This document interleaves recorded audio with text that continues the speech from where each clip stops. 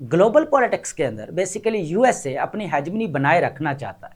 उसको पता है जिस तरह यहाँ पर मल्टीपोलर सिस्टम एक्सलरेट हो रहा है, जिसके लिए वो क्या करता है, different types of geopolitical strategies को यूज़ करता है, अडॉप्ट करता है। और यही वो स्ट्रैटेजीज हो जो यूएसए को रीजनल पॉलिटिक्स हो, चाहे वर्ल्ड पॉलिटिक्स हो, चाहे ग्लोबल पॉलिटिक्स हो, उसको डोमिनेंट बनाते हैं। फ्रेंड्स, आज जो हमारी डिस्कशन रहने वाली है वो बेसिकली ये है कि देखेंगे कि यूएसए वो कौन कौन सी जियोपॉलिटिकल स्ट्रैटेजीज को अपनाता है और किस तरह उनको यूज़ करता है, जिससे उसके वर्ल्ड पॉलिटिक्स के अंदर या ग्लोबल पॉलिटिक्स के अंदर इन्फ्लुएंस बिल्ड होता रहता है या डोमिनेंस उसकी मेंटेन रहती है। तो फ्रेंड्स, आज का जो हमारा लेक्चर होने वाला है काफ़ी इंटरेस्टिंग लेक्चर होने वाला है, जिसके अंदर हम 3 इंपॉर्टेंट जियोपॉलिटिकल स्ट्रैटेजीज को डिस्कस करने वाले हैं जो यूएसए बेसिकली यहाँ पर यूज़ करता है।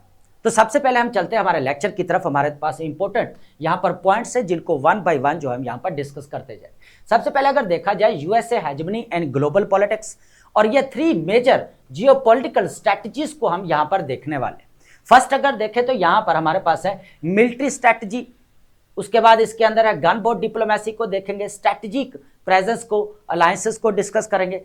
सेकंड नंबर पर हमारे पास है इकोनॉमिक एंड टेक जियोपॉलिटिक्स, इसको देखेंगे दोस्तों। इसके अंदर टैरिफ्स, सैंक्शंस, क्रिटिकल मिनरल्स, और नीचे हमारे पास है chip act and semiconductors alliance हमें देखने को मिल रहा है। पैक सिल्का हमें अलायंस अभी देखने को मिल रहा है, एआई।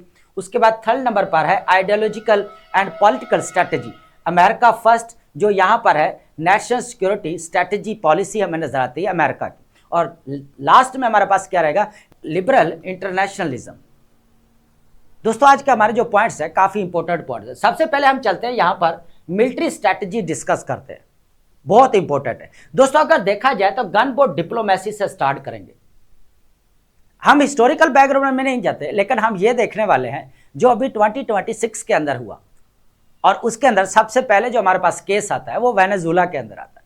जिस तरह यहाँ पर वॉरशिप को भेजा गया, जिस तरह हमें यहाँ पर वो जितने भी कह लेके बोट्स भेजी गई यहाँ पर लड़ने के लिए, और पूरा जो है वेनेजुला को यहाँ पर ब्लॉक किया गया, पूरा जो है जितने भी इंपोर्ट है या एक्सपोर्ट है वो बंद कर दी गई यूएसए की तरफ से।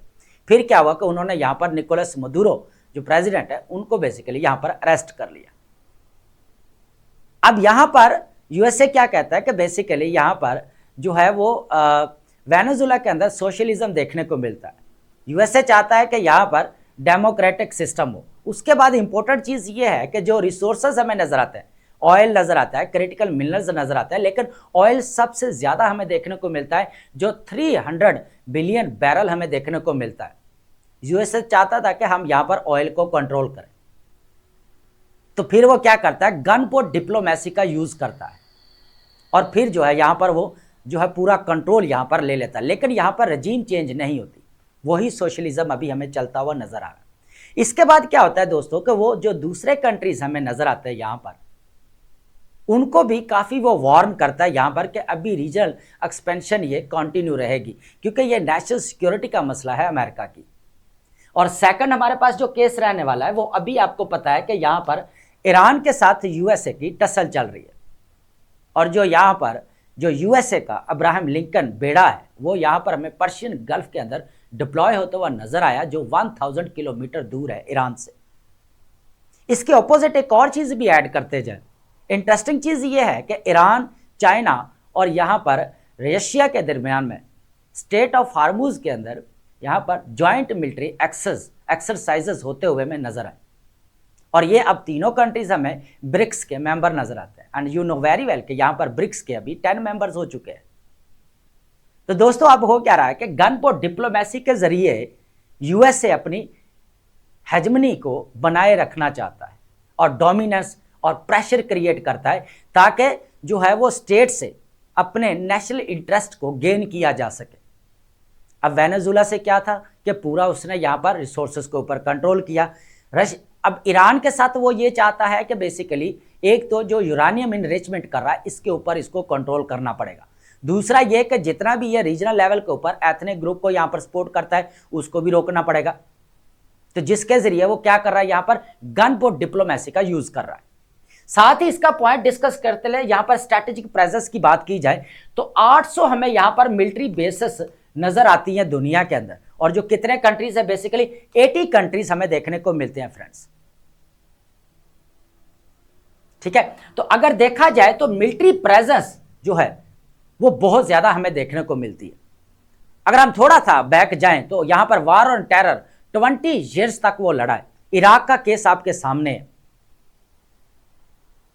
ठीक है दोस्तों, तो इस तरह जो है यहां पर मिलिट्री स्ट्रेटजी बहुत यहां पर स्ट्रांग है। उसके बाद सबसे बड़ी चीज यहां पर देखने को मिलती है अलायंस। सबसे पहले देखें नेटो। अब आज तक जो नेटो के ऑपरेशंस हुए हैं वो यूएसए के इंटरेस्ट के अकॉर्डिंग हुए, और यही चीज यहां पर यूरोपियन कंट्रीज क्रिटिसाइज कर रहे हैं कि जहां पर यूएसए के इंटरेस्ट होते हैं या जहां पर उसकी किसी के साथ नहीं बनती तो वो क्या करता है, वहां पर ऑपरेशन स्टार्ट करवा देता है। हालांकि उस कंट्री के साथ, स्टेट के साथ हमारे अच्छे रिलेशंस होते हैं, फिर भी हमें यूएसए के पीछे या साथ उसके चलना पड़ता है। तो कौन इसको हेड करता है यहां पर, नेटो को। फिर सारा सबसे ज्यादा फंडिंग कौन करता है, कौन कंट्रोल करता है यहां पर, डायरेक्टली या इनडायरेक्टली सारा कंट्रोल किसके पास रहता है, यूएसए के पास रहता है। तो यूएसए इसको फिर यहां पर कंट्रोल करता है। और इसकी चीज हमें इसको देखने का एग्जांपल अगर देखनी है तो हमें नजर आती है यहां पर ग्रीनलैंड की, जहां पर नेटो अलायंस के अंदर टसल हमें देखने को मिली यूएसए और यूरोपियन कंट्रीज के दरमियान में, जो 8 कंट्रीज एक साइड पे नजर आए और एक हमें यूएसए नजर आया यहां पर। ठीक है, अब यहां पर नेटो के ऊपर भी इसका पूरा कंट्रोल है। अब बात करते हैं क्वाड और ऑकस बनाया गया दोनों इंडो पैसिफिक रीजन के अंदर। इंडो पैसिफिक रीजन के अंदर क्या होता है यहां पर कि चाइना को काउंटर करने के लिए, अब चाइना का जिस तरह इन्फ्लुएंस रीजनल लेवल के ऊपर बढ़ता जा रहा था, इसको पता चलो तो इसने क्या किया, इंडिया के साथ मिलकर, इंडिया, जापान, ऑस्ट्रेलिया और यहां पर जो है वो खुद, ठीक है, यूएसए मिलकर क्वाड बना दिया यहां पर कि इंडो पैसिफिक रीजन के अंदर भी मेरी हेजमनी जो है वो बनी रहे। ठीक है, यह चीज हमें देखने को मिली। उसके बाद ऑकस साथ ले लें, ऑकस हमें यहां पर जो है वो ऑस्ट्रेलिया नजर आया, फिर यूएसए, यूके हमें नजर आया यहां पर, जिसमें सबमरीन की बात की गई, टेक्नोलॉजिकल डेवलपमेंट की यहां पर बात की गई।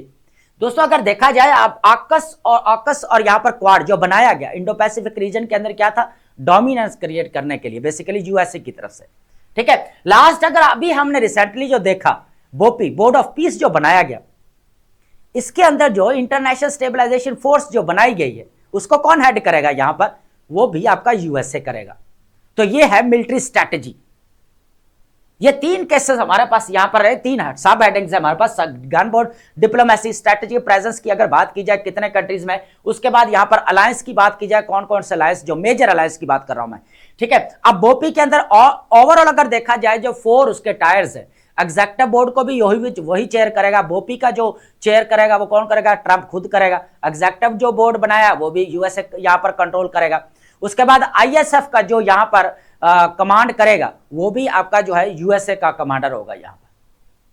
ठीक है, वो इसको कंट्रोल करेगा। तो आप देखें मिलिट्री स्ट्रैटेजी जो है यहां पर यूज करता है ग्लोबल पॉलिटिक्स के अंदर अपनी हेजमनी को बनाए रखने के लिए। ठीक है दोस्तों, अब बात करते हैं यहां पर इकोनॉमिक और टेक जियोपॉलिटिक्स की। सबसे पहले इकोनॉमी को देखते हैं। अब 2025 के अंदर क्या होता है, हालांकि दुनिया की लार्जेस्ट इकोनॉमी है यूएसए, जो तकरीबन ऑलमोस्ट 25 to 26 ट्रिलियन डॉलर हमें देखने को मिलती है। हालांकि इसके साथ साथ उसका पब्लिक डेट भी दुनिया के अंदर सबसे ज्यादा उसी का है, जो हमें यहां पर ऑलमोस्ट तकरीबन 35 के करीब करीब देखने को मिलता है। ठीक है, अब क्या हुआ कि जब इसको पता चला 2025 के अंदर, 2025 के अंदर कि हमारा तो ट्रेड डेफिसिट जा रहा है यहां पर, जहां पर इसको लगा कि हमारी जो है कहीं रीजनल या ग्लोबल लेवल के ऊपर या वर्ल्ड पॉलिटिक्स के अंदर हमारी कहीं हेजमनी कम ना हो जाए, तो इसने क्या किया, यहां पर टैरिफ लगाना शुरू कर दिया। हालांकि टैरिफ 2018 के अंदर भी देखने को मिले, जब ट्रंप की हमें फर्स्ट टर्म देखने को मिलती है। उस वक्त किसके साथ ट्रेड वॉर देखने को मिली, चाइना और यूएसए की ट्रेड वॉर देखने को मिली। एक दूसरों ने यहां पर भर भर कर जो है वो टैरिफ लगाए। ठीक है, फिर हमें यहां पर टैरिफ देखने को मिले 2025 के अंदर, जिसके अंदर यह देखा कि यूएसए ने कहा भाई यहां तो टैरिफ जो है वो लगाने पड़ेंगे, इस तरह तो डोमेस्टिक इंडस्ट्री मेरी डूब रही है, मेरा ट्रेड डेफिसिट बढ़ रहा है, और सबसे ज्यादा ट्रेड डेफिसिट था यहां पर इंडिया के साथ। तो इन्होंने क्या किया, यहां पर इंडिया अपनी पॉलिसी चेंज कर रहा था रशिया की तरफ, तो इन्होंने इस चीज का फायदा उठाया और क्या किया, यहां पर जो है वो इंडिया के ऊपर भी 25% से बढ़ाकर 50% किया, और चाइना के साथ भी तो ऑलरेडी वो जो है वो टैरिफ जो वो खेल ही रहा था टैरिफ, तो बाद में उसने क्या किया, उसको भी 50% पे खड़ा कर दिया। तो टैरिफ इसने स्ट्रैटेजी, तो एकदम से इसका ग्लोबल लेवल के ऊपर इन्फ्लुएंस बढ़ गया, हर तरफ जो है इसी की बात करने जो है वो लग गए लोग। यहां पर डिबेट स्टार्ट होगी कि बेसिकली यूएसए टैरिफ जो है यहां पर एक एज ए टूल यूज कर रहा है, जियोपॉलिटिकल टूल। ठीक है, उसके बाद हमें यहां पर जब ग्रीनलैंड का यहां पर मसला बनता है, तो ग्रीनलैंड के अंदर क्या होता है, यूरोपियन कंट्रीज एक्सेप्ट नहीं करते, तो जब ये एक्सेप्ट नहीं करते तो ये क्या करता है भाई, टैरिफ का सीधा सीधा वॉर्न करता है। अब इंडिया और पाकिस्तान के दरमियान में वॉर है, तो इसने डायरेक्ट कहा 200% जो है यहाँ पर टैरिफ फेस करेंगे अगर यह वॉर नहीं रोकते तो।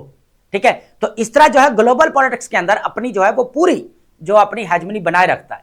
ठीक है, तो अब जो है यहाँ पर टैरिफ का सिलसिला, अब वही टैरिफ जो है काम करता हुआ नजर आ रहा है। इंडिया के साथ जो है ट्रेड भी हमें देखने को मिल रही है, चाइना के साथ भी दोबारा जो है वो दोबारा रिकैलिब्रेशन और कुछ यहाँ पर परसेंटेज काम करने की बात, क्योंकि उससे उसने क्रिटिकल मिनरल्स को जो परचेज करना है उसके इंटरेस्ट है नेचुरल, तो अब उसको थोड़ा रिलीफ देना पड़ेगा।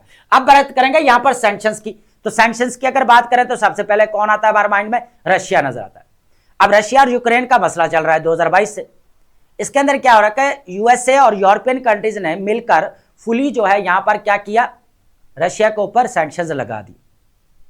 ठीक है, अब कोई बात नहीं मान रहा या कोई जो है ज्यादा उसके जो डेवलपमेंट हो रही है, इकोनॉमिक डेवलपमेंट हो रही है, तो उसको फिर यहां पर क्या करना पड़ेगा, फेस करना पड़ेगा सैंक्शंस को। ठीक है, फिर उसने क्या किया, यहां पर यूएसए ने सैंक्शंस लगा दिया, इसकी हेजेमनी जो है यहां पर बिल्ड होगी पूरा ग्लोबल लेवल के ऊपर, कि भाई ग्लोबल पॉलिटिक्स के अंदर जो है वो कह ले के फर्स्ट नंबर पे यूएसए, तो उसने क्या किया, यहां पर सैंक्शन लगा दिए सारे।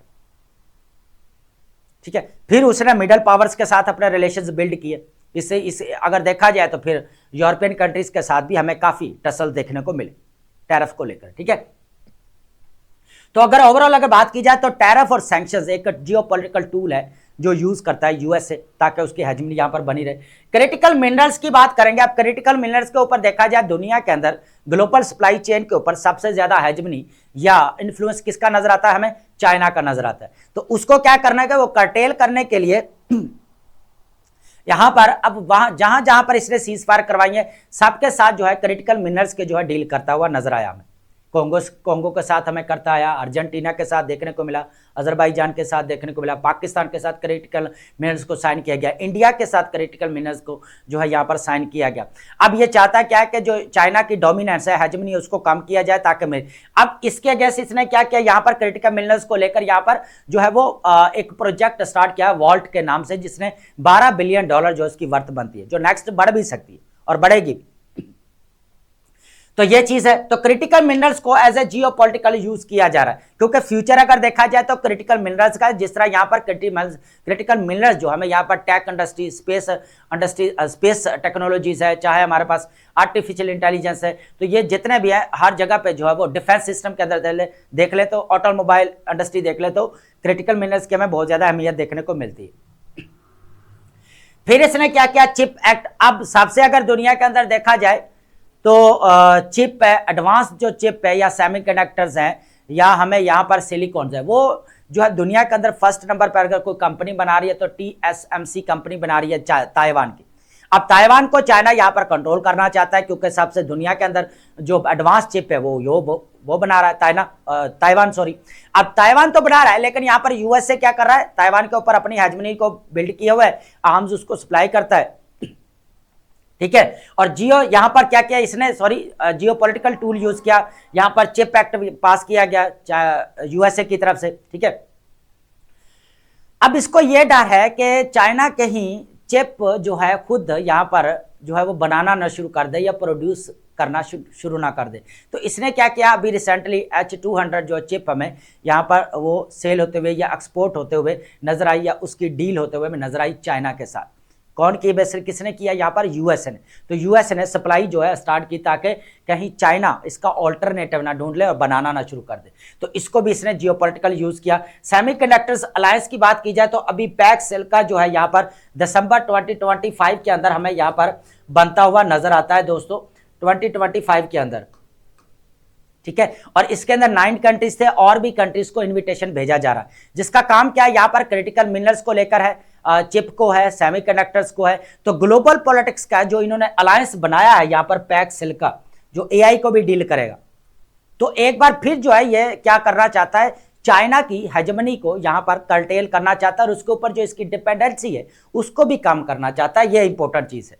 ठीक है दोस्तों, तो हम देखा, अगर हम देखें यहां पर तो चिप एक्ट है, सेमीकंडक्टर्स हैं, पैक्सिल का, और ये जितना भी है, तो एक बार फिर हमें यहां पर जियोपॉलिटिकल टूल यूज होते हुए नजर आए, जो ग्लोबल पॉलिटिक्स के अंदर बहुत ज्यादा अपना इंपॉर्टेंट रोल प्ले करते हैं। इस तरह इसकी जो है ग्लोबल पॉलिटिक्स के अंदर हेजेमनी बनी रहेगी। इसको पता है कि जो आने वाला वक्त है, जो फ्यूचर है, वो आपका सिलिकॉन का है। जो हमें टेक वॉर की बात करते हैं, हम जो चिप वॉर की बात करते हैं, यहां पर दोस्तों चिप को एज ए ऑयल समझा जाता है, तो यही वजह है। तो इसलिए जो है अपने यहां पर भी वो जो है हेजेमनी बनाए रखना चाहता है ग्लोबल पॉलिटिक्स के अंदर, तो इसको भी एज ए टूल यूज करता है। अब बात करते हैं आइडियोलॉजिकल और पॉलिटिकल स्ट्रैटेजी।